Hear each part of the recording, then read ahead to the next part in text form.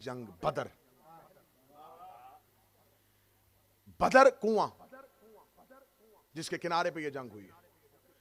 دو طرح کے لشکر نکلے, ایک ابو جہل کی قیادت میں, ایک ابو سفیان کی قیادت. ابو سفیان شام سے آ رہا تھا, ابو جہل نے مکہ سے آنا تھا. ابو سفیان کا جو قافلہ تھا وہ تجارت سے واپس آ رہا تھا. اس کے اندر سفر تجارت کی وجہ سے سامان تجارت تھا. خدا نے اپنے رسول نے اپنے اصحاب کو حکم دیا کہ ہم نے کافروں سے جنگ کرنی ہے, اور یہ پہلی جنگ ہے, اسلام کی پہلی جنگ ہے. مسلمان تھوڑے سے 313, جن میں سے صرف چند گھوڑے, چند نیزے, چند بھالے, باقی لوگ سب پیدل. رسالت میں آپ نے فرمایا ادھر سے مکہ سے ایک لشکر آئے گا, ایک شام سے آئے گا. ادھر والا ابو سفیان لے کے آ رہا ہے, ادھر والا ابو جہل. تم نے ابو جہل سے مقابلہ کرنا ہے. تاریخ اہل سنت کا ہوگے, تمام نے لکھا کہ اصحاب رسول کی آواز ہے, یا رسول اللہ ہمیں ابو جہل سے نہیں, ہمیں شام والے لشکر سے لڑنا ہے. نبی جانتا تھا کہ ان کے دل میں کیا ہے, کیونکہ لشکر شام میں سفر تجارت کہ سامان تجارت ہے. تو اگر کیونکہ رسول کہہ چکے تھے کہ میں تمہیں بتا رہا ہوں کہ فتح ہماری ہے, ہم نے جیتنا ہے, اللہ نے حکم دے دیا ہے. یا رسول اللہ وہ بہت زیادہ ہے. فرمایا گھبرانا نہ, اللہ فرشتے بھیجے گا. تو ان کو تسلی ہوگی, ان کو لڑنا تو فرشتوں نہیں ہے نا, تو ہم نے تو صرف ریکوری کرنی ہے, تو ہم سامان لوٹیں گے.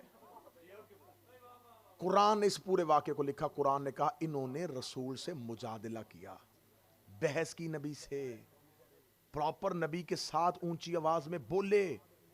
نبی کہہ رہے میں تمہیں کہہ رہا ہوں اس لشکر سے لڑو, نہیں یا رسول اللہ ہمیں اس سے لڑنا ہے. قرآن نے پورے واقعے کو لکھا, انہوں نے مجادلہ کیا میرے نبی سے, یہ اونچی آواز میں بولے. نبی دلیلیں دے رہا تھا اور یہ نبی کی دلیل نہیں مان رہے تھے. دیکھا تو اب جو زمینی جنگ لڑ رہے تھے وہ فوراً دیکھا کہ کافر بھاگ گئے ہیں. انہوں نے کسی کا گھوڑا, کسی کی تلوار, کسی کی ڈال یہ اٹھانا شروع کر دیا. وہ جو درے پہ بندے بیٹھے ہوئے تھے انہوں نے کہا ہم تو اسی پوزیشن میں بیٹھے رہے. تو نیچے تو سارے کا سارا میدان جب ہم اتریں گے تو ہمارے ہاتھوں کچھ بھی نہیں آئے گا. آخر 15 لوگ صرف, تاریخ کہتی, ہسٹری کہتی 15 لوگ جو تھے وہ بیٹھے ہیں پہلی نشست میں. انہوں نے کہا ہم نہیں جائیں گے. باقی لوگ نیچے اترے. بعد میں ان 15 میں سے بھی بہت سے لوگ نیچے اتر آئے. جو ہی وہ نیچے اترے, اکرمہ اور خالد بن ولید یہ لشکر کی کمانڈ کر رہے تھے, یہ نکل چکے تھے. آگے جا کے اکرمہ نے خالد کے کان میں کہا پیچھے تو مڑ کے دیکھ, درہ خالی ہو گیا ہے, بندے پہاڑ سے نیچے آ چکے ہیں. انہوں نے زوردار حملہ کیا پیچھے سے. خدا نے پوری کہانی بیان کر دی ہے. یہ تھا موسیٰ کا لشکر. اب اس پوری کہانی کو پڑھنے کے بعد کیسے کہا جائے گا کہ کأنہم بنیان مرصوصہ ہے.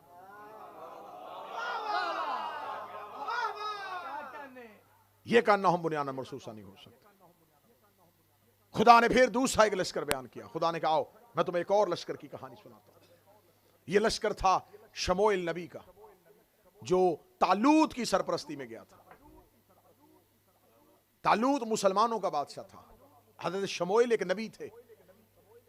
ان کے دور میں جناب شموئیل بزرگ ہو گئے تھے, ضعیف ہو گئے تھے, اور جناب شموئیل نے کہا میرے اللہ مجھ میں اتنی طاقت اور ہمت نہیں ہے کہ میں لشکروں کی سپہ سالاری کروں. میری قوم میں سے کسی کو میری قوم کا سالار بنا دے, لشکر کا سردار بنا دے. قرآن میں پورا واقعہ شموئیل نبی کا ہے. خدا نے نہیں کہا کہ شموئیل اپنے صحابہ سے کہے اگر تو نہیں لڑ سکتا اور انہوں نے کسی کو اپنے لشکر کا سپہ سالار بنانا ہے تو تیرے صحابی مل کے کسی ایک کو بنا لے. خدا کہتا ہے میں قرآن سے پورا قرآن سے استدلال لوں گا. آج کی تقریر بڑی اہم ہونے والی ہے. استدلال قرآنیاں لیں گے اور پھر بتائیں گے کہ اصحاب کی اصل منزل کون سی ہے, تاکہ اتنے سالوں سے ہمارے دامن پہ لگا ہوا یہ سیاہ دھبا اب صاف ہو کہ اگر ہم صحابہ کو بھی مانتے ہیں تو ہمارے پاس معیار کیا ہے, ہمارے پاس صحابیت کا معیار کیا ہے. میرا مسلمان تمہیں اللہ نے اتنی عقل دی ہے کہ تم فروٹ خریدنے کے لیے جاؤ تو چن لیتے ہو.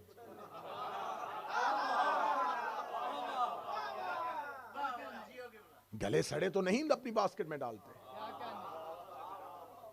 فروٹ چن کے لیتے ہو اور امام چن کے نہیں نکالا. میں چناؤ بتا رہا ہوں, میں سلیکشن بتا رہا ہوں, میں بتا رہا ہوں معیار کیا ہے, کس معیار پہ جا کے صحابی کو ماننا چاہیے. متوجہ ہے بات کی جاتی ہے. اب حضرت شموئیل نبی نے کہا کہ میں بوڑھا ہو گیا ہوں, مجھے ایک سردار چاہیے. خدا نے کہا شموئیل اپنی قوم سے کہہ دے یہ نہ تیرا خلیفہ چنے, یہ تیرا جانشین نہیں چنیں گے. ہاں ایسے کرنا, رات کو فرشتے جس کے دروازے پر تابوت سکینہ چھوڑ کے جائیں گے. یہ ایک باکس تھا جس کے اندر نبیوں کی چیزیں ہوتی تھی, نبیوں کے تبرکات ہوتے تھے. کسی نبی کی نلین, کسی کا پیرہن, کسی کا عصا, کسی کی تلوار, کسی کی پگڑی. تو یہ ہر دور میں نبی کا ورثہ ہوتا تھا.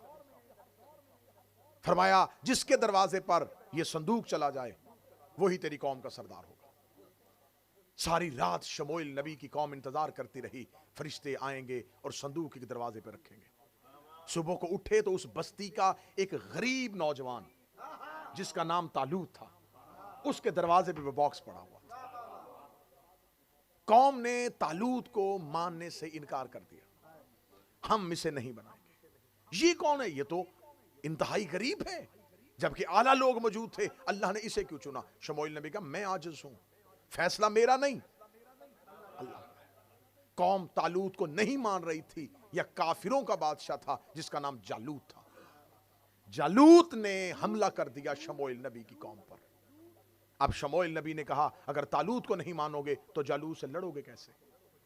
قوم آخر متفق ہو گئی اور طالوت کی سرپرستی میں لڑنے کے لیے نکل گئی, لشکر لے کے. کأنہم بنیان مرصوصہ. ذہن میں رکھنا ہے, اس معیار پہ کسی نبی کا لشکر بھی آئے تو آپ نے کہنا یہ لشکر اس معیار پہ. جو ہی دونوں لشکر چلتے چلتے, قرآن نے پوری کہانی لکھی ہے اور ایسا منظر قرآن نے بیان کیا ہے, اگر آپ قرآن کو جاگتی آنکھوں سے پڑھیں گے نا تو آپ کو نظر آنا شروع ہو جائے گا. خدا اتنا بہترین قصہ سناتا ہے, اتنی بہترین بات سناتا ہے کہ دل میں اترتی ہے. ایک نہر کے کنارے پہ دونوں لشکر آمنے سامنے آ گئے, طالوت کا لشکر اور جالوت کا لشکر. مجلس منسوب ہے سرکار ابوالفضل العباس سے. خدا قرآن میں کہتا ہے کہ جب دونوں لشکر آمنے سامنے آ گئے تو ہم نے طالوت پر, لشکر طالوت مسلمانوں کا جو لشکر تھا, جو اللہ کا لشکر تھا, اس پر ایک وحی کی, ان اللہ مبتلکم بالنہر, ہم تمہیں آزمائیں گے اس نہر کے ذریعے سے. فمن شرب فلیس منی, جو اس سے پانی پیے گا وہ ہم میں سے نہیں ہوگا. خدا لشکر پیاسا نہیں رکھنا چاہتا تھا, خدا دیکھنا چاہتا تھا یہ میری اطاعت میں کتنے کاربند ہیں. لڑنے تو آگے اللہ کے لیے, تو میں پہلے فیصلہ ابھی کر لیتا ہوں, انہیں آزما لیتا ہوں, نہر سے آزما لیتا ہوں, ابھی دیکھ لیتے ہیں کتنے پانی پیتے ہیں کتنے نہیں پیتے. پیاسا لشکر کہاں سے چلا تھا. طالوت نے کہا اللہ کا حکم آ گیا ہے, اس نہر سے کوئی پانی نہیں پیے گا. انہوں نے کہا یہ کیسا اللہ جو ہمیں پانی سے روک رہا ہے. اب پیچھے لشکر ہے اور طالوت سامنے ہاتھ بلند کر کے کہہ رہا نہ پانی پینا, حکم پروردگار ہے, شکست لے جاؤ گے, ہار جاؤ گے, ظالم تم پر حاکم بن جائے گا اگر تم نے اس نہر سے پانی پیا. خدا کہہ رہا ہے فمن شرب فلیس منی, اس سے پانی جس نے پیا وہ ہم میں سے نہیں ہوگا. آخر قوم اتری اور اس نے نہر سے پانی پینا شروع کر دیا. اس سے آگے ایک آیت ہے, یہ آیت آج بھی قرآن میں ہے. قرآن میں بہت سی آیتیں ایسی ہیں جو منسوخ ہیں, جو آئی تھیں حکم پروردگار ہوا تھا لیکن اس دور کے لیے ہوا تھا, پھر اس کے بعد وہ دور ختم ہو گیا. آیت کا احترام موجود ہے لیکن حکم منسوخ ہو گیا. یہ حکم کسی دور میں کسی نبی کے ماننے والوں کے لیے تھا, لیکن کیونکہ وہ نبی کا دور نہیں ہے, آیت ہے لیکن حکم منسوخ ہو گیا ہے. تمام عالمان اور مفسرین اور قرآن سمجھنے والوں نے اس آیت کو منسوخ میں نہیں رکھا کہ یہ حکم منسوخ نہیں ہوا. حکم کیا تھا؟ ہم تمہیں آزمائیں گے اس نہر کے ذریعے, جس نے اسے پانی پیا وہ ہم میں سے نہیں. اور خدا آگے کہہ رہا جس نے دریا میں اتر کے پانی کا چلو اٹھایا اور پھینک دیا وہ مجھ سے ہے.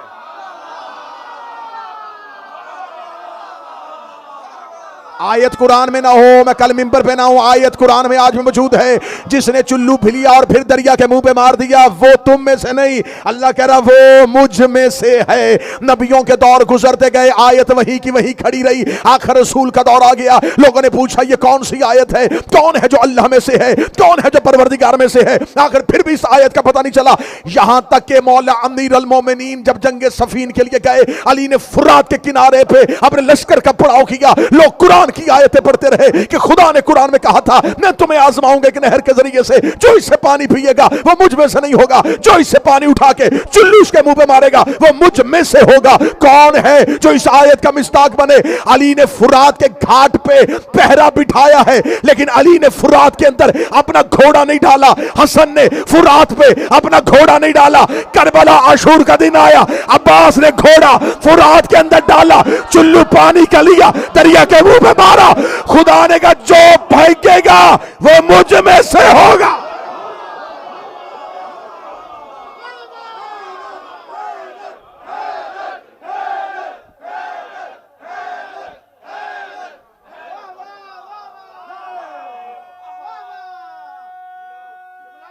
بسم اللہ۔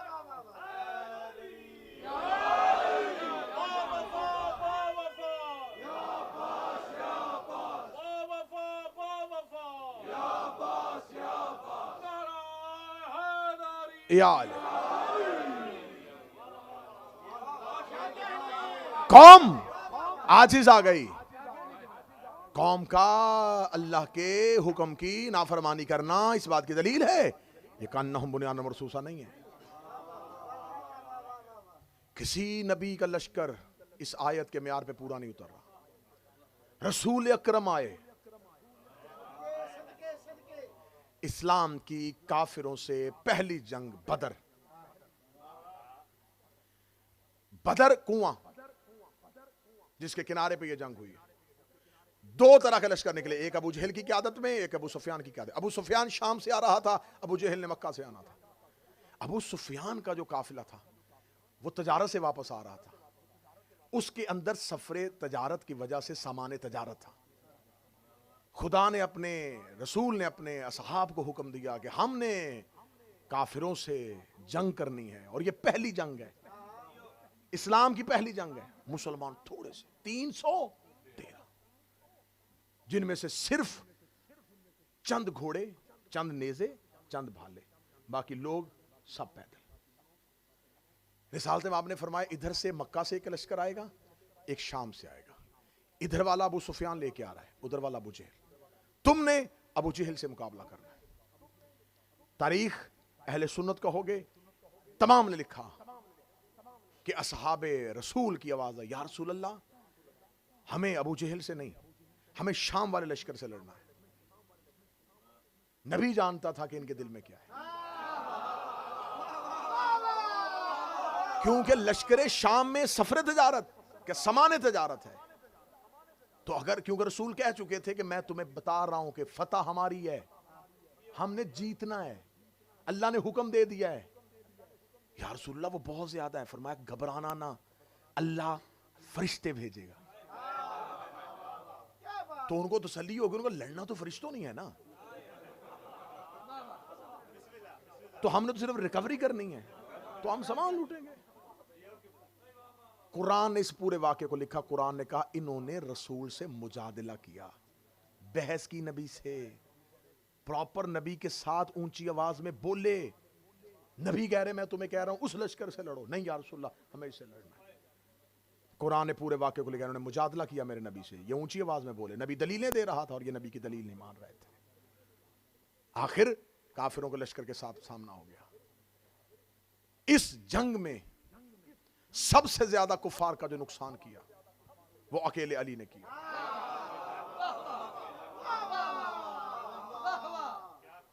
کافروں کے 70 لوگ اس جنگ میں مرے تھے، جن میں سے 39 لوگ اکیلے علی نے مارے تھے۔ ولید ابن طباء، عاص ابن سعید، ابن نوفل، نوبل ابن خیلد، حارث ابن زمہ، زمن اسود، لوزہ ابن ربیہ، سعد ابن دار، حکم ابن حجاج، زید ابن ملیس، یہ سارے عرب کے بڑے بڑے کافر علی کی تلوار سے۔ اکیلا علی لڑ رہا تھا اور لشکر پیچھے کھڑا تھا. قرآن نے ایک ہی بات نہیں کی, لشکر کی بات کی ہے. جو جڑے ہوئے مجلس کے ساتھ وہ بولنا, قرآن نے ایک ہی بات نہیں کی, لشکر کی بات کی ہے. یہاں اکیلا لڑ رہا ہے اور لشکر پیچھے کھڑا ہے. اس کا مطلب کأنہم بنیان مرصوصہ, لشکر میں نہیں. کأنہم بنیان, سیسا پلائی ہوئی دیوار تو ہے ہی نہیں, اکیلا علی لڑ رہا ہے. اسلام کی دوسری جنگ, کیونکہ میرے پاس وقت نہیں ہے ورنہ میں ایک ایک جنگ کا ایسا منظر دکھاتا کہ کیا کیا ہو رہا تھا اس میدان جنگ میں. دوسری جنگ ہوئی, دوسری جنگ جنگ احد. اب کفار دوبارہ مکمل طاقت کے ساتھ آ گئے. مکمل طاقت کے ساتھ آنا تھا. عبداللہ ابن زبیر کو رسالت امام نے پہاڑی کے اوپر بٹھایا, 50 لوگ دے کے, ہم نیچے لڑیں گے, تم نے اوپر رہنا ہے, تیرے پاس تیر انداز ہوں گے, تیرا اوپر کا ڈیفنس نیچے والے مجاہدین کو لڑنے میں مدد دے گا. کیونکہ جب کافر نیچے لڑ رہے ہوں گے انہیں پتا ہوگا اوپر مسلمانوں کے بندے بیٹھے جن کے ہاتھوں میں تیر ہوں گے. تم اوپر سے حملہ کرو گے, کافر نیچے زمین پہ ٹھہریں گے نہیں. اگر ہم نیچے سے جنگ جیت بھی جائیں, کافر بھاگ بھی جائیں, تم نے نیچے نہیں اترنا. تم لوگوں نے اپنی چوکیوں پہ بیٹھے رہنا ہے, مورچے خالی نہیں کرنے جب تک میں تمہیں حکم نہیں دوں گا کہ آ جاؤ. نیچے بڑی زبردست قسم کی جنگ ہوئی اور کافروں نے میدان چھوڑ دیا. میدان چھوڑا تو جاتے ہوئے کوئی گھوڑا چھوڑ گیا, کوئی تلوار چھوڑ گیا, کوئی ڈھال چھوڑ گیا. جو ہی میدان جنگ کا یہ منظر دیکھا تو اب جو زمینی جنگ لڑ رہے تھے وہ فوراً دیکھا کہ کافر بھاگ گئے ہیں. انہوں نے کسی کا گھوڑا, کسی کی تلوار, کسی کی ڈال یہ اٹھانا شروع کر دیا. وہ جو دھرے پہ بندے بیٹھے ہوئے تھے انہوں نے کہا ہم تو اسی پوزیشن میں بیٹھے رہے, تو نیچے تو سارے کا سارا میدان جب ہم اتریں گے تو ہمارے ہاتھوں کچھ بھی نہیں آئے گا. آخر 15 لوگ صرف, تاریخ کہتی, ہسٹری کہتی, 15 لوگ جو تھے وہ بیٹھے ہیں پہلی نشست میں. انہوں نے کہا ہم نہیں جائیں گے. باقی لوگ نیچے اترے. بعد میں ان 15 میں سے بھی بہت سے لوگ نیچے اتر آئے. جو ہی وہ نیچے اترے, اکرمہ اور خالد بن ولید یہ لشکر کی کمانڈ کر رہے تھے, یہ نکل چکے تھے. آگے جا کے اکرمہ نے خالد کے کان میں کہا پیچھے تو مڑ کے دیکھ, درہ خالی ہو گیا ہے, بندے پہاڑ سے نیچے آ چکے ہیں. انہوں نے زوردار حملہ کیا پیچھے سے, اتنا طاقتور حملہ کیا کہ قرآن نے اس منظر کو لکھا. قرآن نے کہا مسلمانوں کے مجاہدین پہاڑیوں پہ ایسے چڑھ رہے تھے جیسے بکرا پہاڑ پہ چڑھتا ہے.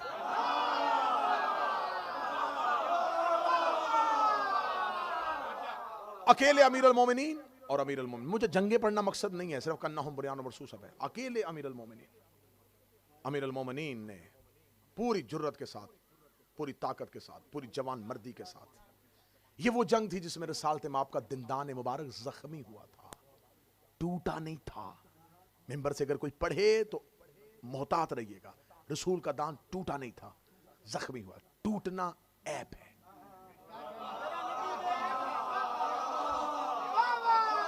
دانت ٹوٹ جاتا تو نقص آ جاتا, جس پہ نقص ہو وہ کامل نہیں ہوتا. دندان مبارک رسالت مآب زخمی ہوا, خون بہا, رسول نے اپنی آستین سے صاف کیا. زخمی رسول کو لڑتے ہوئے علی نے دیکھا. امیر المومنین پیچھے سے واپس آئے. اب امیر المومنین کے لیے کیا تھا, رسول کا تحفظ بھی کرنا تھا اور سامنے لشکر سے کافروں سے اکیلے علی نے لڑنا بھی تھا. اب اگر ادھر سے لڑتے تھے تو پیچھے سے کافر رسول پہ حملہ کر دیتے. عرب میں یہ جنگی طریقہ اس سے پہلے کسی نے دیکھا ہی نہیں تھا. اب اکیلے امیر المومنین ہیں, اگر ادھر سے وہ لڑیں گے اور پیچھے رسالت مآب زخمی حالت میں ہیں تو کفار اور مشرکین پیچھے سے رسول پر حملہ کر دیں گے. امیر المومنین وہاں گئے جہاں رسالت مآب تھے. رسالت مآب کو کعبہ بنا کے علی نے اپنے گھوڑے کو چکر پہ لگا.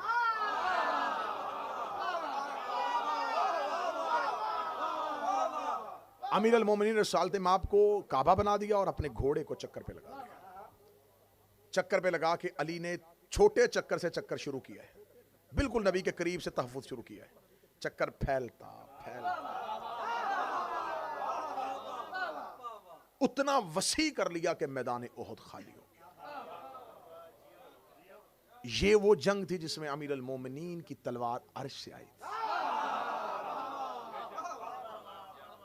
جنگ پڑھنا مقصد ہوتا تو یہاں پر بہترین جنگ کا منظر میں آپ کے سامنے بیان کر سکتا تھا. اب لشکر کہاں گیا تھا؟ قرآن کہتا بھاگ گیا تھا, لڑ علی رہا تھا. کأنہم بنیان مرصوصہ کی منزل بدر احد ہو چکی. اسلام نے تیسری جنگ کی, خندق. خندق ایک طرف مکان, ایک طرف پہاڑ, اور درمیان میں مسلمانوں کا لشکر.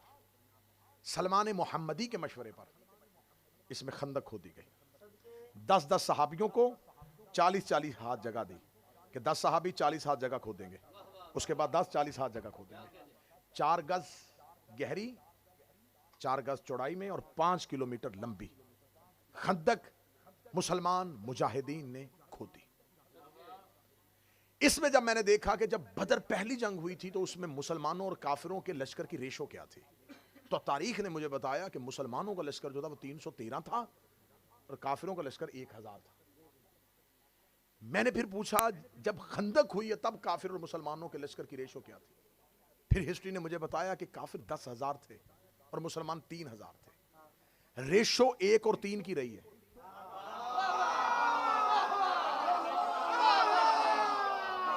ریشو تبدیل نہیں ہوئی, 1 3.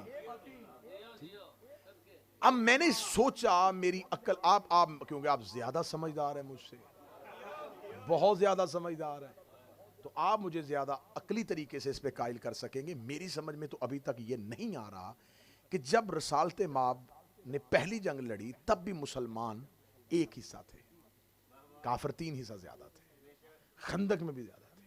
رسالت مآب نے بدر میں خندق نہیں کھودی, احد میں خندق نہیں کھودی.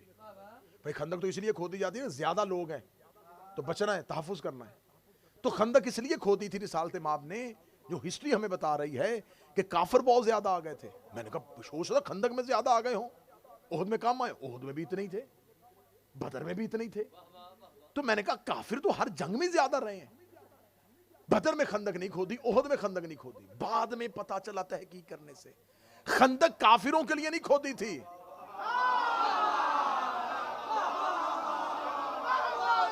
جو ہاتھ نیچے ہے میرا خیال انہیں سمجھ میں نہیں آیا, کیونکہ رسول 2 جنگوں میں ایک بڑا برا ایکسپیرینس کر چکے تھے کہ وہاں سے کوئی یہاں آئے تو علی تو جانے نہیں دیتا, لیکن یہاں والے بدر میں بھی چلے گئے تھے, یہاں والے احد میں بھی چلے گئے تھے.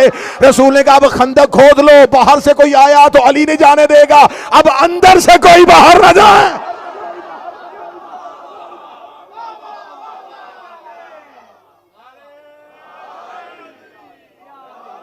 باہر سے کوئی آ گیا تو وہ علی نہیں چھوڑے گا.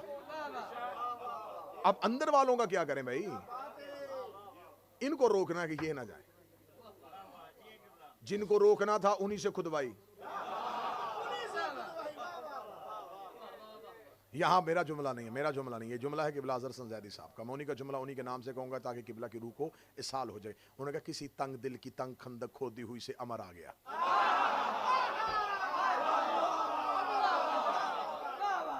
حضور کہیں بھی کسی بھی ملک میں کسی بھی جگہ پہ یہ جنگی قوانین جو ہوتے ہیں نا, یہ آرمی کے ڈسپلن کے اندر یہ ہوتا ہے کہ اگر آرمی کی سیکریسی, اگر اس کا کوئی سیکریٹ دشمن کے ہاتھ میں چلا جائے, سب سے پہلے وہ کہتے ہیں کہ اندر سے پتا کرو مخبری کس نے کی. عمر کو کس نے بتایا تھا کہ یہاں خندق کم کھودی ہوئی ہے؟ یقین کرو میں خطابت نہیں کر رہا, نارتھ ہیمپٹن والوں میں خطابت نہیں کر رہا, نہ سمجھنا کہ میں صرف ذاکری کر رہا ہوں. پیغام وہاں پتھر کے ساتھ ایک خط باندھ کے بھیجا گیا تھا. دل سے تو مسلمان تھے نہیں کچھ لوگ. 7 لوگ آئے ہیں, اکیلا عمر نہیں آیا, 7 لوگ آئے ہیں. عمر بن عبد ود, حسل اس کا بیٹا, وہ بھی اس میں آیا ہے. 7 لوگ آئے ہیں جس کے تاریخ نے نام لکھے ہیں, جو خندق کو عبور کر کے پہنچ گئے ہیں لشکر اسلام کے اندر.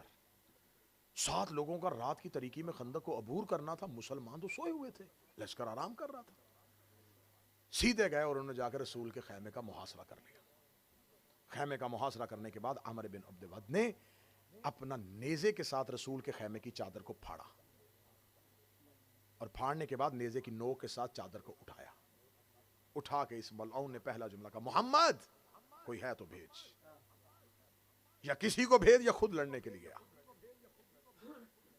یہاں پر کائنات کے رسول نے پہلی بار کہا من لحاظ الکلب, کون ہے جو اس کتے کی زبان. بعض لوگ کہتے ہیں نبی کو جلال آ گیا تھا. جو غصے میں آئے وہ نبی نہیں ہوتا, کیونکہ انسان کے بدن کے اندر 4 طرح کی قوتیں ہوتی ہیں. قوت وہمیہ, قوت عاقلہ, قوت شہویہ, قوت غصبیہ. آپ نے ان 4 قوتوں کو, ان 4 پاورز کو اپنی باڈی میں کنٹرول کرنا ہوتا ہے. نوجوان اور بچے اس بات کو سمجھیے گا, کیونکہ آپ کا جو جسم ہے یہ میدان جنگ ہے. اس میں شیطان بھی اپنے سپاہی کھڑے کرتا ہے اور رحمان بھی اپنے سپاہی کھڑے کرتا ہے. جو پہلی قوت وہمیہ کہ آپ کو وسوسے آئیں گے, آپ کو وہم ہوگا, اس کو آپ نے کنٹرول کرنا ہے اپنے ارادے کے ساتھ.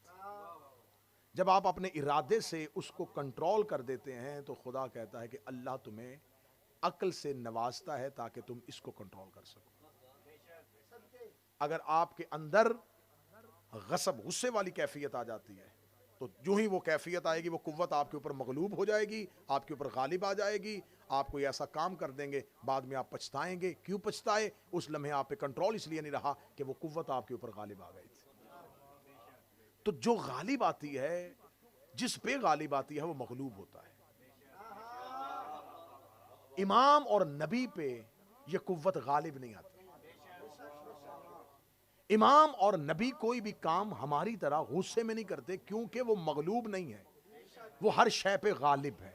وہ غالب علی کل غالب ہے. تو جب آپ یہ سمجھ لیں گے تو پھر آپ یہ سوال کرنا چھوڑ دیں گے کہ علی نے تلوار کیوں نہیں اٹھائی, کیونکہ یہ جتنے منظر آپ ہمیں بتاتے ہیں یہ ساری چیزیں انسانیت کے غصے کے لیے. علی کا ہاتھ امر الہی ہے. علی کا ہاتھ تبھی اٹھے گا جب اللہ کا حکم آئے گا.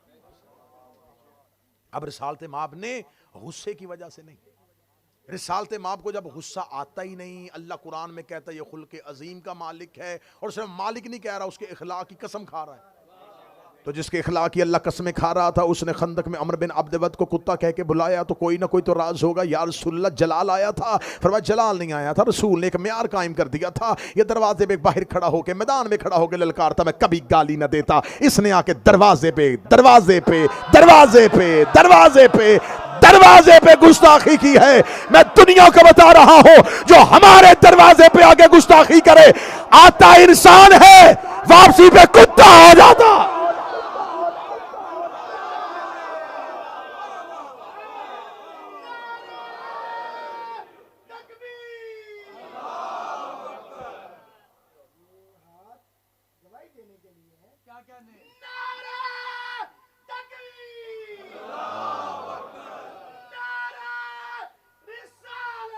یا رسول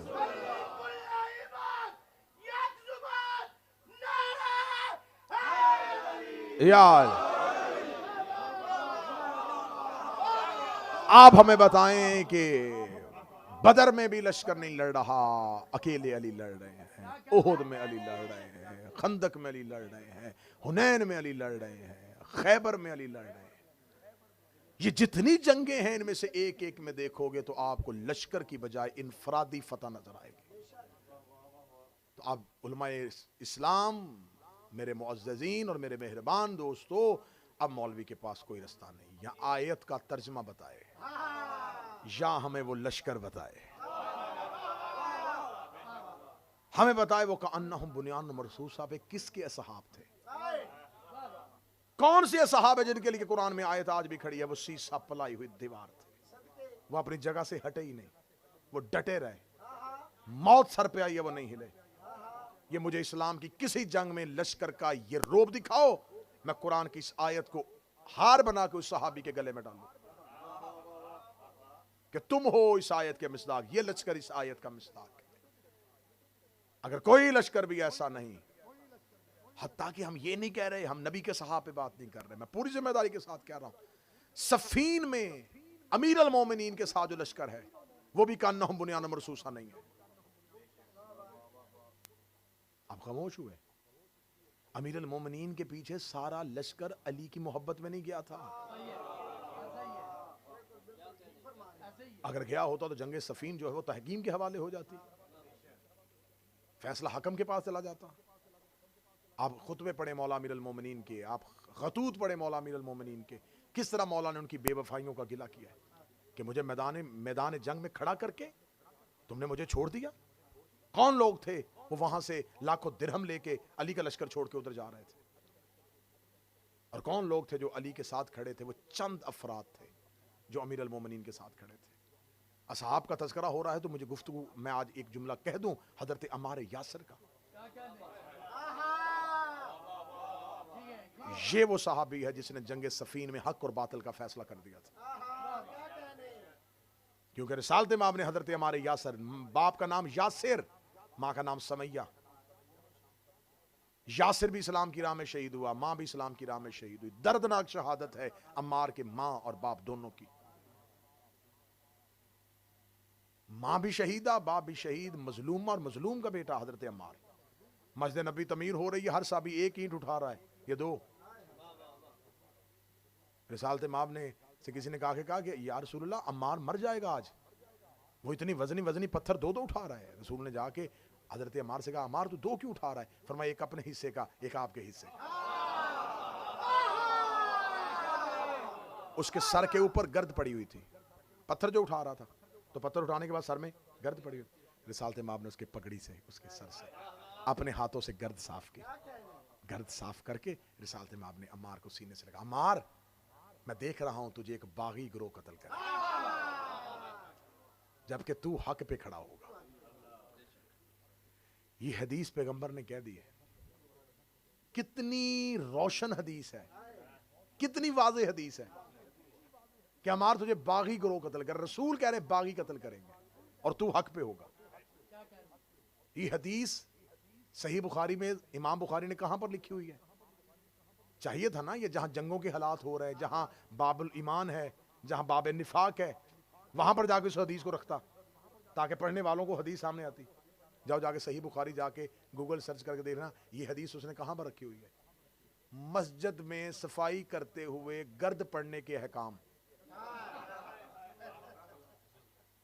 کہ جس باب کے اندر انہیں مسجد کا باب ہے نا، مسجد کا، کہ مسجد کے کیا کیا کیا کیا فضیلتیں اور کیا کیا احترام ہے، اور مسجد میں صفائی کرنی، اور صفائی کرتے ہوئے ڈسٹ اگر پڑ جائے وہاں پر جا کے چھوٹی سی ایک سائڈ پہ یہ حدیث لکھی ہوئی ہے.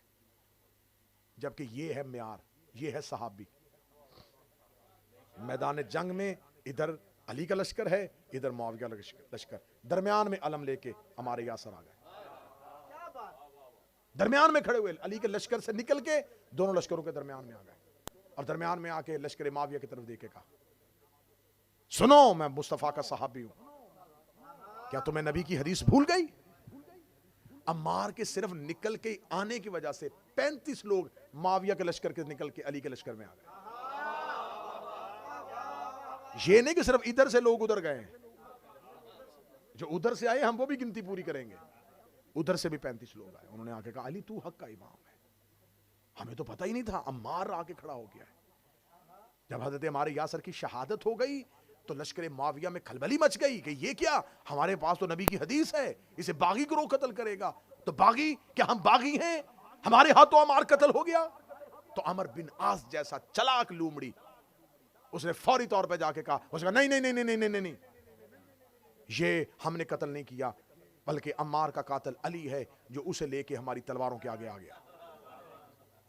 دیکھو علی کا مقابلہ کس دور کے کس لوگوں کے ساتھ ہے. اس نے کہا یہ تو وہ علی قاتل ہے، نہ علی لے کے آتا نہ عمار ہماری تلواروں سے قتل ہوتا.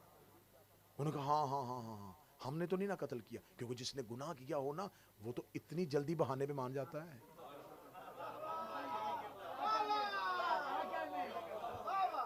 جس نے روزہ نہ رکھنا ہو نا اسے صرف اتنا سا ہاتھ لگائے نا وہ کہتا ہے بخار ہے نا.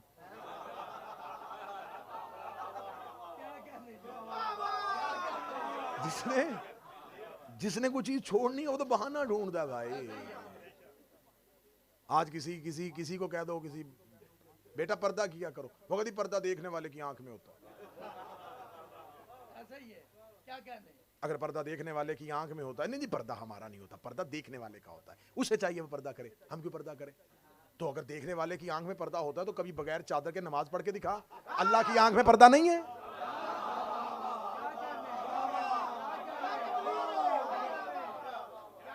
اللہ کی آنکھ میں پردہ نہیں تو بغیر چادر کے نماز پڑھ. پردہ چہرے کا ہوتا ہے. اہل بیت کی حلال کی ہوئی چیز کو اگر اطاعت نہیں کر سکتے تو اسے حرام بھی نہیں کر سکتے, اور ان کی حرام کی ہوئی چیز سے اگر منع نہیں ہو سکتے تو اسے حلال بھی نہیں کر سکتے. میں بہت سے ایسے لوگوں کو تبلیغ کرتے ہوئے میں نے کہا کہ یار تم پتہ چلا ہے تم امام حسین کی محبت کرتے ہو, شراب پیتے ہو. وہ کہتے جی ہمیں نشہ ہی نہیں ہوتا. ہاں کتنی بدبختی ہے. اسلام نے نشہ حرام کیا ہے, ہمیں ہوتا ہی نہیں. تو پھر یا کچھ لوگ کہتے ہیں نہیں ہم بطور دوا استعمال کرتے ہیں. دوا میں شفا ہوتی ہے, جسے اہل بیت حرام کر دے اس میں شفا نہیں ہوتی.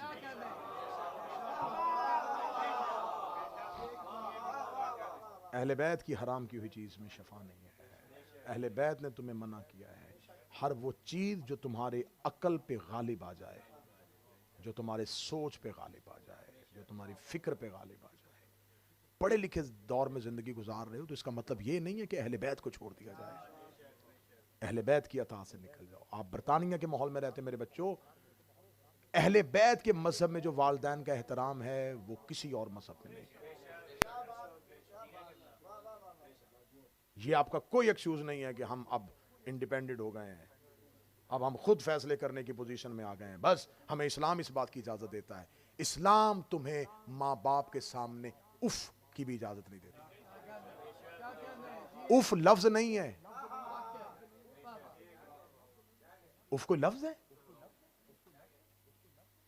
اس کا کوئی ایکسنٹ بھی نہیں ہے کہ آپ نے منہ بگاڑ کے نہیں میں نے بدتمیزی نہیں کی, میں نے تو آپ کہہ کے منع کیا تھا. ابا جی آپ تو ہر بات میں بولتے ہیں, اب آپ کو کیا پتا کہ باہر کیا ہو رہا ہے, اب آپ کو کیا پتا کہ کیا ہو رہا ہے. آپ نے بھی کل ابا جی ہونا ہے. اس دور میں آپ کو بھی نہیں پتا ہوگا. بولو وہ جو کل برداشت کر سکو. اہل بیت کے مذہب میں نہ والدین کا کہ آگے اف اف اف کیا, ایک صرف نفرت, ایک نخوت کا انداز. اف خدا نے اس نطق کو قرآن میں کوڈ کیا. خدا نے کہا اگر تم نے یہ بھی کیا نا میں تمہیں پھر بھی معاف نہیں کروں. جاؤ جا کے اہل بیت کے مذہب میں جا کے پوچھو کہ امیر المومنین والدین کے گستاخ کو منہ نہیں لگاتے تھے. ایک شخص آیا علی کی محفل میں آ کے بیٹھا, امیر المومنین نے کہا اٹھاؤ اس کو میری محفل سے باہر نکالو. انہوں نے کہا یا علی یہ آپ سے بہت پیار کرتا ہے. علی فرماتا ہے میرے پیار کا فائدہ کیا جب ماں ہی سے نہیں کرتا.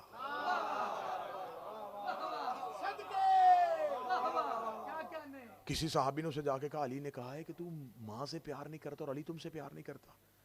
وہ فوراً آیا مولا کے پاس, مولا آپ نے میرے بارے میں یہ کہا. مولا میں اس لیے نہیں کرتا. مولا وہ چھوٹی چھوٹی باتوں پہ بار بار اصرار کرتی ہے تو اس لیے تھوڑا سا میں اس لیے ان چیزوں سے کتراتا ہوں. مولا آپ سے تو پیار کرتا ہوں. مولا فرماتے ہیں اس کی گود نے تمہیں مجھ سے پیار کرنے پہ مجبور کیا ہے.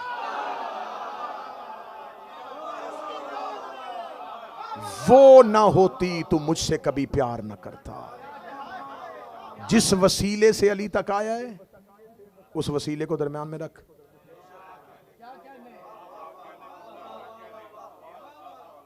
تیری ماں تھی جس تربیت نے تجھے مجھ تک پہنچایا.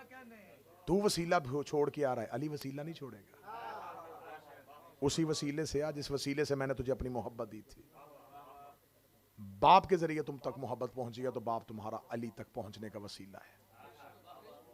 کوئی لشکر کا انہم بنیان اور مرصوصہ کی منزل پہ نہیں آیا. حسین 72 لے کے کربلا آیا.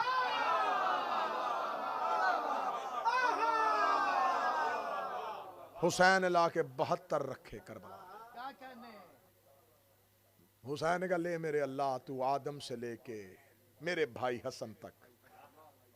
یہ آیت وہیں کی وہیں کھڑی رہی. کون ہیں جو سیسا پلائی دیوار پر ہے. خدا کہتا اللہ محبت کرتا ہے ان سے، یقاتلونا فی سبیلہ، جو میری سبیل میں قتل کرتے ہیں، جنگ کرتے ہیں، لڑتے ہیں۔ یہیں سے گفتگو کل شروع کریں گے، اور کل شب عاشور اہم مجلس اصحاب امام حسین پہ ہوگی۔ وہ کس معیار پہ تھے، کیا مقام تھا، کتنا بلند مقام تھا کہ ان میں سے کوئی بھی رضی اللہ نہیں ہے۔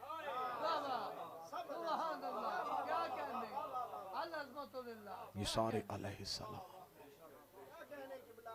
میں ان میں سے چند وہ نام ضرور کل آپ کے سامنے بیان کروں گا، کیونکہ ہمارے پاس اصحاب میں سے صرف 2 یا 3 ہی کی بات بچوں کو پتا ہے، یا حر کو جانتے ہیں، یا حبیب ابن مظاہر کو جانتے ہیں۔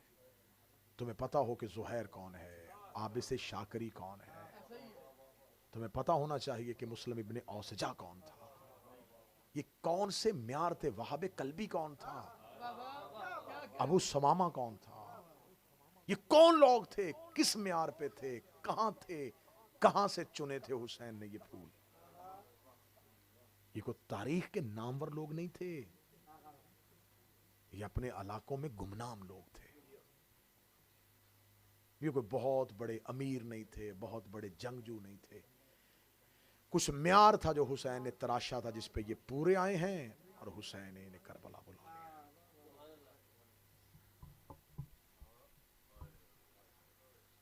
اگر آج ان اصحاب حسین کا معیار دیکھنا ہے تو ایک جملے پہ معیار تل سکتا ہے، کتنا کمال وہ لشکر ہوگا جس کے سالار کا نام عباس ہے، کیا ہوگا وہ لشکر حسینی جس کے علمدار کا نام عباس۔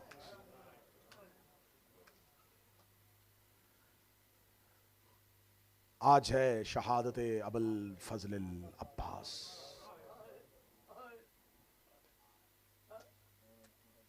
سادات و غیر سادات،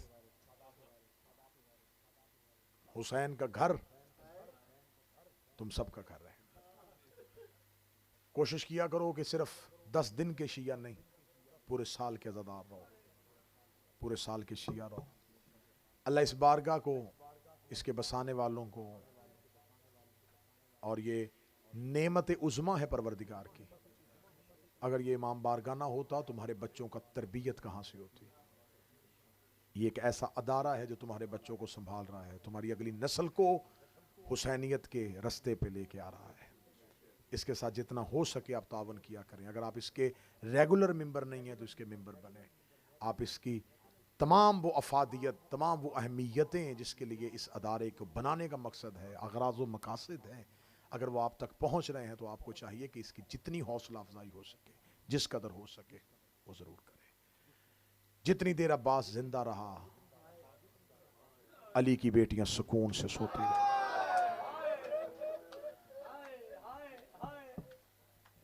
میں ابوالفضل العباس کی شہادت کی آغاز اور ابتدا علی کی بیٹی کے ایک نوحے سے کر رہا ہوں۔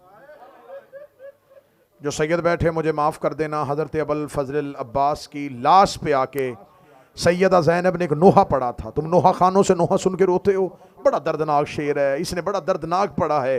آج میں نوحہ پڑھنے لگا ہوں جو علی کی بیٹی نے پڑھا تھا ابوالفضل العباس کی لاش پہ۔ شام غریبہ عباس کی لاش پہ آ کے زینب نے کہا تھا، عباس وہ آنکھیں جو تیرے خوف کی وجہ سے جاگتی تھیں آج وہ سو گئیں، اور وہ بہنیں جو تیرے سکون سے سوتی تھیں آج جاگ گئیں۔ آج وہ یزیدیوں کی آنکھیں جو خوف سے جاگتی تھی کہ عباس زندہ ہے، آج وہ سکون سے سوئیں گے کہ عباس چلا گیا۔ لیکن عباس اب زینب نہیں سوئے گی، آج کے بعد میری سکینہ نہیں سوئے گی۔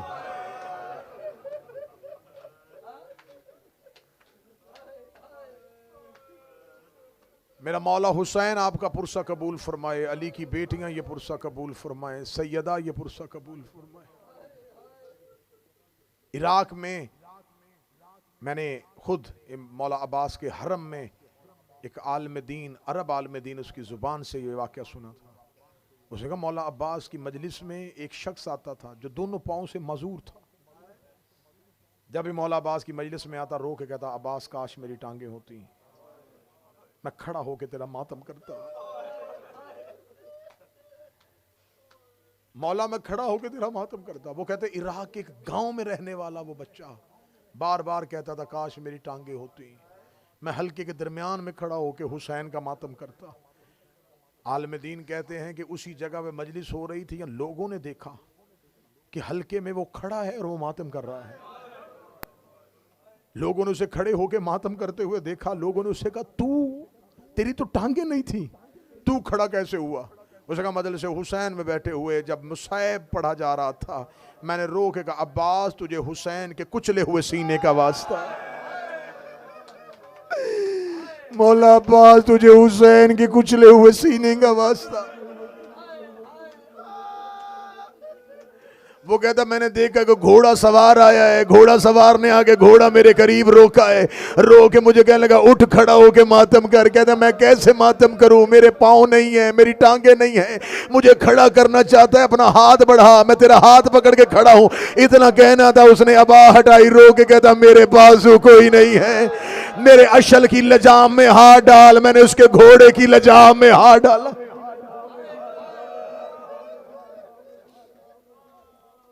زامن زینب، حجاب زینب، زامن معصومہ۔ وقت زیادہ ہو گیا، میں قریب سے شہادت شروع کر دیتا ہوں۔ 4 سال کی بطول نے آ کے کہا چچا عباس میرا اصغر پیاسا ہے۔ مولا عباس دے کہتے شہزادی کیا کروں، حسین مجھے لڑنے کی اجازت نہیں دے رہے۔ شہزادی دے کے کہتے ہیں چچا عباس اگر آپ کہیں میں آپ کو بابا کے پاس لے کے چلوں۔ آگے آگے سکینہ چلی، پیچھے پیچھے عباس چلا۔ میں ممبر پہ ہر دفعہ یہ عمل بتا کے جاتا ہوں، کسی کی کوئی مشکل سے مشکل دعا کبھی قبول نہ ہوئی ہو، یہ عمل ہے۔ اگر تیرے گھر میں بیٹی ہے، بیٹی لے کے عباس کے علم پہ جایا کرو، بیٹی کو غازی کے علم پہ کھڑا کر کے پیچھے ہاتھ باندھ کے کیا کہو مولا عباس میں بیٹی سفارش بنا کے لے کے آیا ہوں، کیونکہ سخی عباس یہ آپ کی سنت ہے۔ آپ کربلا میں سکینہ کو سفارش بنا کے لے کے گئے تھے۔ آگے آگے سکینہ چلی، پیچھے پیچھے جوان عباس چلا۔ سکینہ اور عباس کو اکٹھے آتے ہوئے حسین نے دیکھا۔ حسین نے قبضہ تلوار سے سر کو اٹھا کے لگا اماں تیرا حسین غریب ہو گیا۔ عباس سکینہ کو سفارشی بنا کے لے کے آ رہا ہے۔ آ کے کہنے لگی بی بی سکینہ بابا میرے چچا کو پانی لانے دیجئے گا۔ حسین رو کے دے سکینہ پانی کس کے لیے چاہیے؟ رو کے دی خود نہیں پینا، میرا اصغر بڑا پیاسا ہے۔ حسین رو کے دے سکینہ اصغر تیرا کیا لگتا ہے؟ آواز آئی بابا میرا بھائی ہے۔ فرمایا تیرے اصغر کی عمر کتنی ہے؟ بابا 6 ماہ۔ فرمایا عباس میرا کیا لگتا ہے؟ بابا آپ کا بھائی لگتا ہے۔ فرمایا میرے بھائی کی عمر کتنی ہے؟ فرمایا 32 سال۔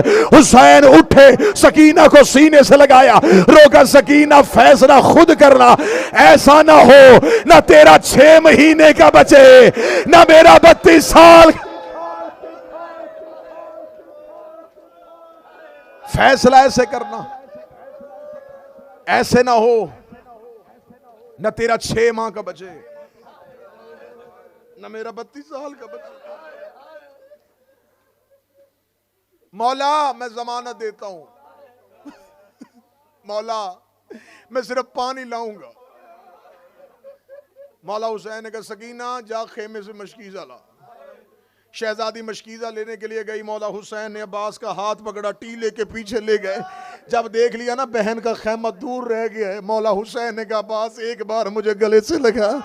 عباس نے حسین کو گلے سے لگایا، مولا حسین نے عباس کے منہ پہ اپنا منہ رکھا، رو کے حسین نے جملہ کہا جو ماتم کر سکتا ماتم کر لینا۔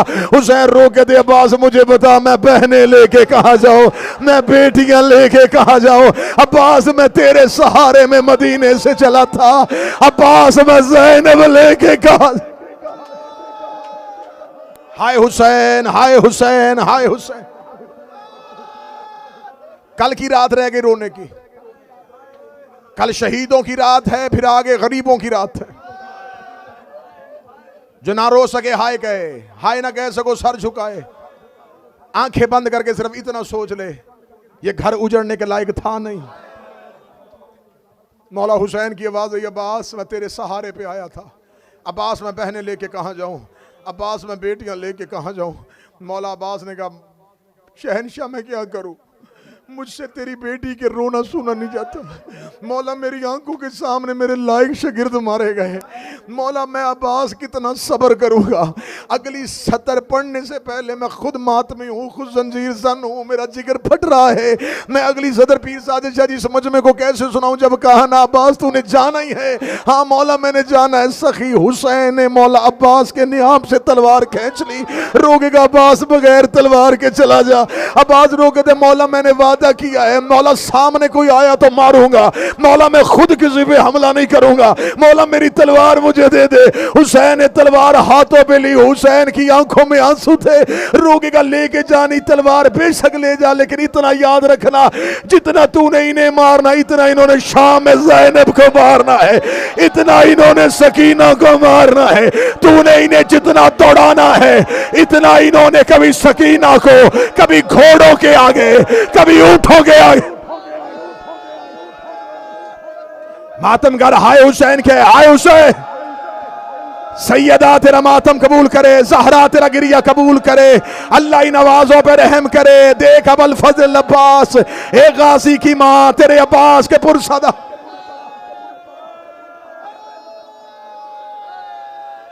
جتنا تو نے انہیں مارنا ہے اتنا انہوں نے شام میں زینب و سکینہ کو مارنا۔ بس سادات و غیر سادات شہزادی مشکیزہ لے کے آئی، ایک ایک گھنٹہ صرف ودا پڑھا جائے عباس، شہزادی مشکیزہ لے کے آئی۔ اے جوان قد میرے مولا کا، 4 سال کی سیدزادی، شہزادی نے مشکیزہ ہاتھ میں لیا، عباس نے جھکنا شروع کیا، جھکتے جھکتے جھکتے جھکتے عباس اتنا جھک گئے، عباس کے دونوں ہاتھ سکینہ کے قدموں پہ آ گئے۔ غریب نے عباس کے ہاتھ بیٹی کے قدموں پہ دیکھے، حسین رو کے کہتے عباس تو نے صحرا میں میری بیٹی کا حیا کیا ہے، میں وعدہ کرتا ہوں قیامت تک تیرا ہاتھ علموں پہ بلند رہے گا۔ مولا عباس تیری وفا کے صدقے، غازی تیری وفا پہ قربان۔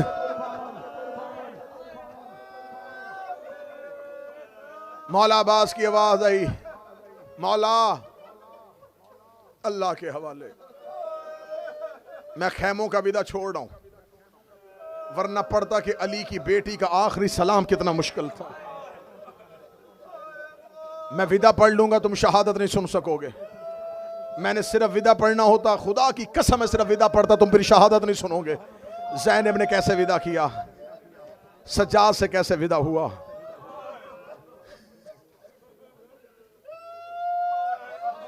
ایک ودا پڑھ دیتا ہوں، منت کی ماتمی نے ایک ودا پڑھ دیتا ہوں، ایک ودا پڑھ دیتا ہوں۔ عباس نے ایک ودا کیا ہے علی کی بیٹی کے ساتھ، ایک ودا کیا ہے اپنی بہن رقیہ کے ساتھ۔ میں بی بی کا ودا پڑھنے لگا ہوں۔ جب شہزادی کے خیمے کے باہر عباس گئے ہیں، دیکھ کہتا ہے بی بی اللہ کے حوالے تیرا عباس جا رہا ہے۔ مقتل کہتی ہے زینب نے دونوں ہاتھ اپنے برقے کے اوپر رکھ لیے، رکھ کے کہنے لگی عباس تو نہیں جا رہا، میری چادر جا رہی ہے، میرا برقع جا رہا ہے، میرا حجاب جا رہا ہے۔ عباس حسین کہاں ہے؟ آواز آئی مظلوم ٹیلے پہ بیٹھا ہوا ہے۔ فرمایا عباس تو ہمیشہ نوکر کہلواتا رہا، عباس ہمیشہ دروازے پہ پہرا دیتا رہا، عباس میری ماں نے تیرے اپنے ہاتھوں سے کرتے سیے تھے، عباس زینب تم سے کوئی پوچھنا چاہتی ہے۔ عباس رو کے جی شہزادی حکم کر، رو کے بی بی خیمے کے پردے کے قریب آئی، رو کے دی عباس اپنا کان پردے کے قریب کر۔ عباس قریب گیا، بی بی رو کے کہتی مجھے حسین سے شرم آتی ہے، عباس تو میرا خاص بھائی ہے، مجھے صرف اتنا بتا بازار میں چلتے کیسے ہیں، مجھے بتا شرابیوں سے بولتے کیسے ہیں، مجھے بتا خطبے کیسے دیتے۔ اسی پہ ہمارے پنجاب کے ذاکرین پڑھا کرتے تھے، بھینی دامان سلامت رہویں، ایک منت ہم شیر تلائی وج کی میں بولنا نال شرابی دے۔ عباس مجھے بتا میرا لال خطبے کیسے دینے۔ بی بی رقیہ کے خیمے میں عباس گئے، فرمایا رقیہ تھوڑی دیر بعد میرا شہنشاہ غریب ہو جائے گا، میرے مظلوم کا ذوالجناح تو نے تیار کرنا ہے، میرے آقا کو سواری پہ تو نے بٹھانا ہے۔ لاشیں اٹھا اٹھا کے کمر ٹوٹ گئی تھی حسین، ٹیلہ کربلا پہ پیشانی تلوار،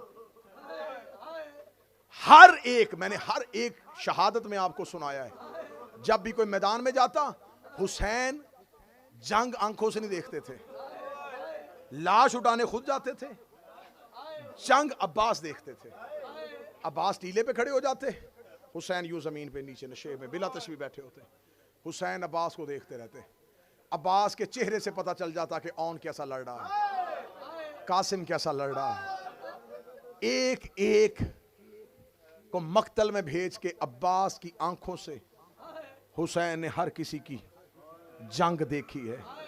عباس بتاتے تھے اون لشکر میں چلا گیا ہے، فرات خالی کروا دیا ہے، قاسم بڑا اچھا لڑ رہا ہے، حسین صرف عباس کو دیکھتے رہتے۔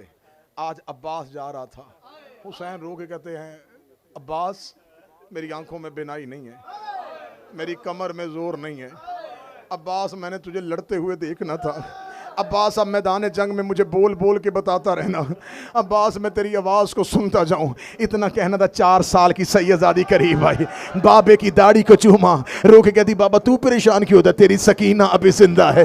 سکینہ ٹیلے پہ کھڑی ہو گیا، مجھے نہیں پتا کون ماتم کرے گا کون نہیں کرے گا، سکینہ ٹیلے پہ چلی گئی، حسین زمین پہ بیٹھ گئے، شہزادی ٹیلے کے اوپر کھڑی ہوئی، ادھر سے عباس کے گھوڑے نے چلنا شروع کیا، عباس کے گھوڑے کی حرکت شروع ہوئی، سکینہ رو کے کہتی ہے بابا میرا چچا لشکر کے اندر چلا گیا ہے، بابا میرے چچا کے جاتے ہی لشکروں نے رستے دینے شروع کر دیے ہیں، بابا فوجیں بھاگنا شروع ہو گئی ہیں، بابا میدان خالی ہونا شروع ہو گیا ہے، بابا میرا چچا عباس کا گھوڑا فرات کے کنارے پہ جا رہا ہے، بابا وہ دیکھ میرے چچا نے فرات کا گھاٹ خالی کروا لیا ہے۔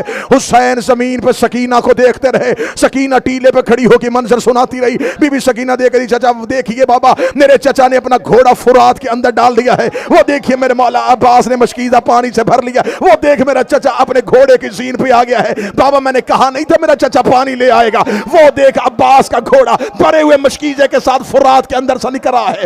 حسین دیکھتے رہے، سکینہ کی آواز آئی میرے چچا کا منہ خیموں کی جانب ہے، حسین دیکھتے رہے، سکینہ نے اپنے دونوں ہاتھ پیشانی پہ رکھے، رو کے کہہ دیا بابا دونوں طرف سے فوجوں نے حملہ کرنا شروع کر دیا ہے، حسین نے کمر پہ ہاتھ رکھ لیے، سکینہ رو کے کہہ دیا بابا مجھے میرا چچا نظر نہیں آ رہا، حسین نے اپنے ہاتھ سینے پہ رکھا، سکینہ کی آواز آئی بابا میرے چچا کا دایا بازو کٹ گیا ہے، غریب زمین پہ گر گیا، سکینہ کی آواز آئی بابا بایا بازو، ہائے حسین ہائے حسین ہائے حسین، حوصلے سے حوصلے سے حوصلے سے، بابا میرے چچا کا بایاں بازو گر گیا ہے، حسین نے آنکھوں پہ ہاتھ رکھ لیے، اب کسی کا نرم دل ہے وہ کانوں پہ ہاتھ رکھنا، سکینہ ٹیلے پہ کھڑی زمین پہ گر گئی، رو کے کہتی بابا میرے چچا کے سر پہ گرز لگا ہے، میرے چچا کا سر دھڑ پہ نہیں،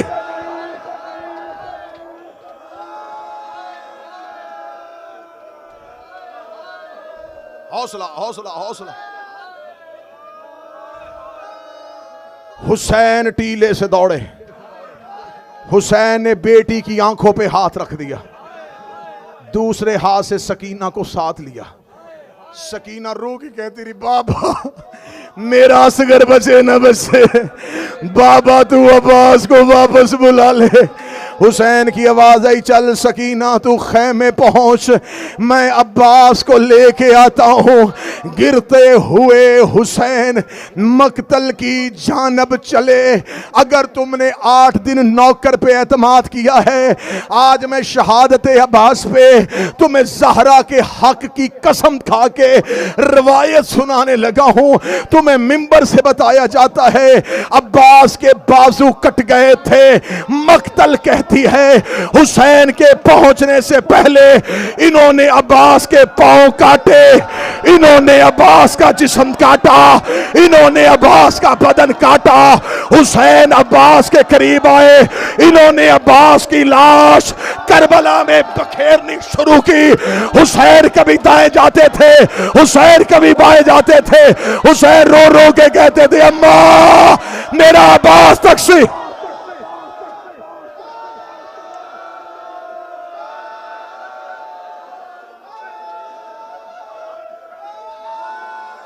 روتے روتے حسین کی آواز آئی اماں میں عباس کو کہاں سے اٹھاؤں؟ کبھی دائیں سے غازی کا ٹکڑا اٹھاتے، کبھی بائیں سے غازی کا ٹکڑا اٹھاتے۔ ایک کالے برقعے والی بی بی اپنی چادر میں عباس کی لاش،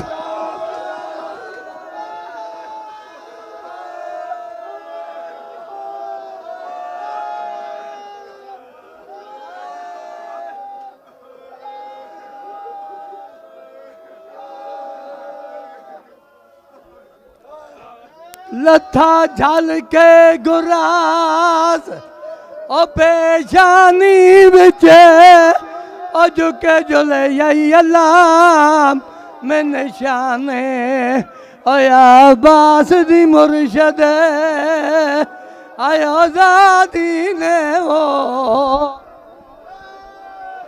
آ گئی شام علم لٹ گئے اہل حرم ریت پر جلتی ہوئی ہو گیا ٹھنڈا علم پرسہ دینے کے لیے